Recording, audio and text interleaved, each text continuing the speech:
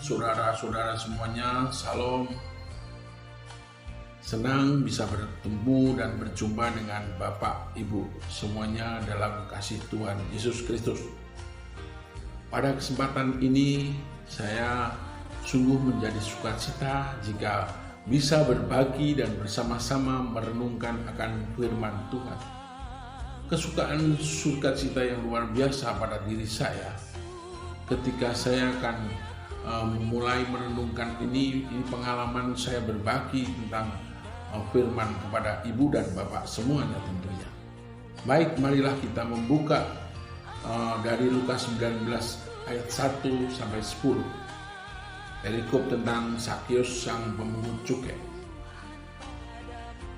Yesus masuk ke kota Yeriko dan berjalan terus melintasi kota ini.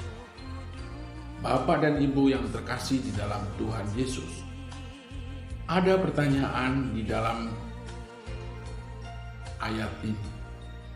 Yesus hanya akan lewat saja atau akan tinggal di Yeriko? Mari kita menjawab, kami persilahkan.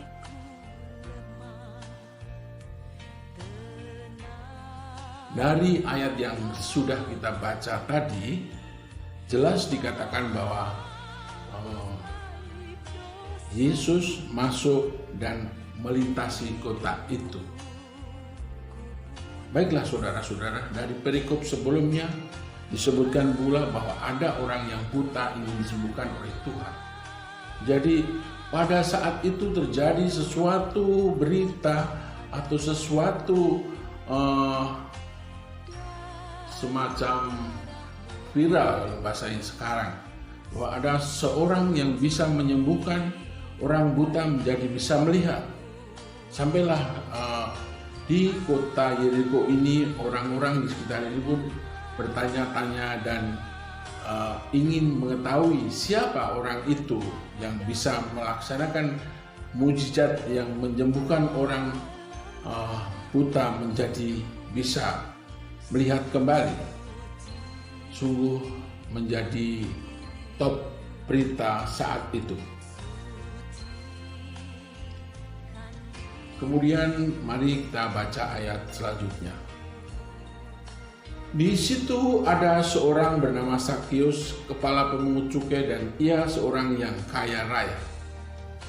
Saudara, pada zaman Romawi di Yahudi, kebetulan Yahudi itu dikuasai oleh penguasa Romawi, sementara seorang Sakius itu adalah orang Yahudi yang bekerja untuk kepentingan kerajaan Romawi yang pada saat itu menjadi penguasa di wilayah Yeriko. Kita tahu cerita dari pengalaman dan sejarah pada saat itu bahwa tentang pemerintahan Romawi itu menswastanisasi tentang pajak. Kebetulan Sakius ini adalah orang pajak dan tidak sekedar orang biasa, tapi beliau adalah seorang kepala pemungut cukai atau kepala pajak.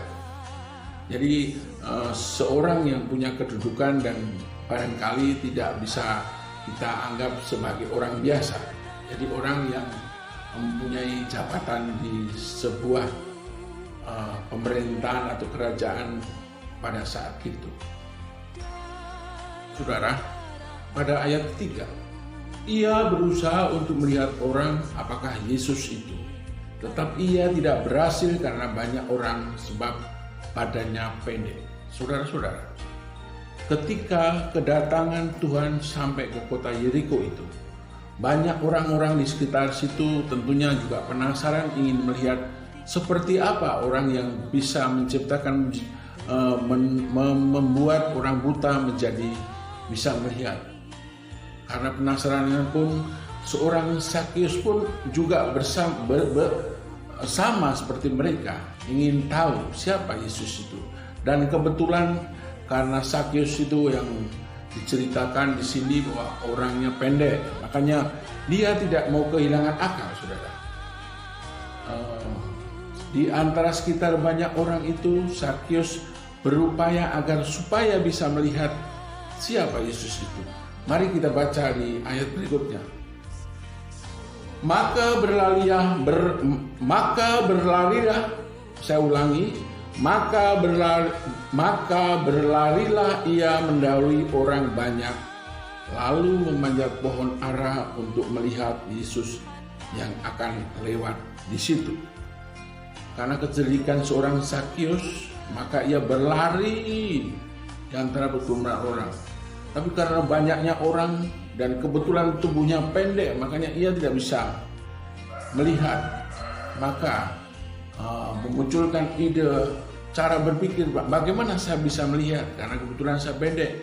Makanya dia berpikir untuk memanjat sebuah pohon ara.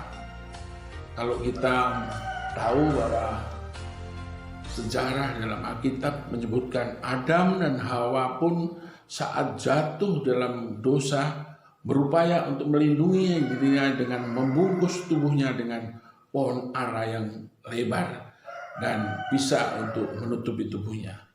Disitulah pohon ara yang ada di sekitar lingkungan kota itu. Sakius naik dan memanjat pohon itu. Harapannya supaya dia naik ke sana tidak ada orang yang tahu karena pohon-pohon yang rimbun dan besar dan lebar. Makanya Sakius naik ke sana. Ketika Sakius sudah berada di atas pohon, ia pikir tidak ada seorang pun yang mengetahui keberadaan. Kalau ia naik di atas pohon hanya ingin melihat Yesus. Tapi sungguh luar biasa di ayat berikutnya ada semacam keajaiban atau kemuliaan Tuhan diperlihatkan. Sekalipun Tuhan belum mengetahui dan belum pernah bertemu dengan Sakius, tapi di ayat yang kelima akan diketahui tentang siapa Yesus itu. Mari kita baca di ayat yang kelima. Ketika Yesus sampai di tempat itu, ia melihat ke atas dan berkata, "Sakeus, segeralah turun, sebab hari ini aku harus menumpang di rumahmu." Sungguh luar biasa bahwa Tuhan belum pernah bertemu tapi tahu siapa Sakius. Ia melihat bahwa ada kerinduan seorang Sakius, ada kerinduan dalam diri Sakius tentang ingin adanya semacam pertobatan dan ingin berubah. Demikian juga Tuhan itu tahu kepada siapa kita manusia ini. Hati kita seperti apa yang kita berbuat, Tuhan pasti tahu tentang itu, saudara-saudara. Oleh karena itu, marilah teladan Sakius ini. Ketika ia dipanggil, segera turunlah Sakius dan menemui Tuhan. Demikian juga kita. Ketika Tuhan ingin menemui kita, janganlah lagi menunda-nunda besok-besok, tapi segeralah membuka hati kita supaya pribadi Tuhan masuk ke dalam hati kita dan menjadi memiliki tubuh, roh dan jiwa ini untuk menjadi penyelamat yang hidup dalam diri dan hati kita. Amin, saudara-saudara. Baik, kita lanjut pada ayat berikutnya adalah, tetapi semua orang yang melihat hal itu bersungut-sungut katanya, ia menumpang di rumah orang berdosa. Di dalam lingkungan kota Yeriko, banyak orang yang tidak suka tentang Sakius karena ia mau cukai dan barangkali banyak orang tidak suka dengan perilaku, walaupun sebenarnya apa yang Sakius tindak lakukan tidak ada penggelapan atau pembesaran nilai-nilai pajak kepada mereka. Tidak, intinya Sakius belum tentu melakukan pelanggaran atau kesalahan, tapi banyak orang-orang di situ tidak suka dan mengatakan bahwa dia pendosa. Demikian juga kepada kita, saudara-saudara. Apabila di sekitar kanan kiri kita banyak orang melihat kita ini seorang pendosa, kita ini seperti apa dan sebagainya, tapi biarlah, karena cara pandang Tuhan berbeda berbeda tentunya dengan cara pandang orang biasa. Kita harus selalu tetap apapun yang sudah kita lakukan, asal kita mau melakukan semacam menerima, bertobat, dan percaya, itu akan semuanya akan menjadi semacam perubahan yang luar biasa. Perlu saya sampaikan di sini tuh. Lanjut ayat 8, saudara. Tetapi Sakeus berdiri dan berkata kepada Tuhan, Tuhan, setengah dari milikku akan kuberikan kepada orang miskin. Dan sekiranya ada sesuatu yang kuperas dari seseorang, akan kembalikan 4 kali lipat. Inilah bentuk pertobatan atau perubahan seorang Sakeus ketika ia sudah melihat, menerima Tuhan dan melaksanakan buah pertobatan ini, melaksanakan ingin berubah sesuatu yang dulunya tidak baik menjadi yang baik. Ini membuktikan bahwa sungguh luar biasa. Kita akan sekilas ke sejarah pada masa itu, di mana kerajaan Romawi saat itu berlakukan hukum ganti rugi atau restitusi itu hanya 4 kali. Kalau misalkan orang kehilangan atau misalkan dirugikan 100.000, maka akan diganti dengan 400.000, 4 kali lipat. Sakeus sudah melakukan itu.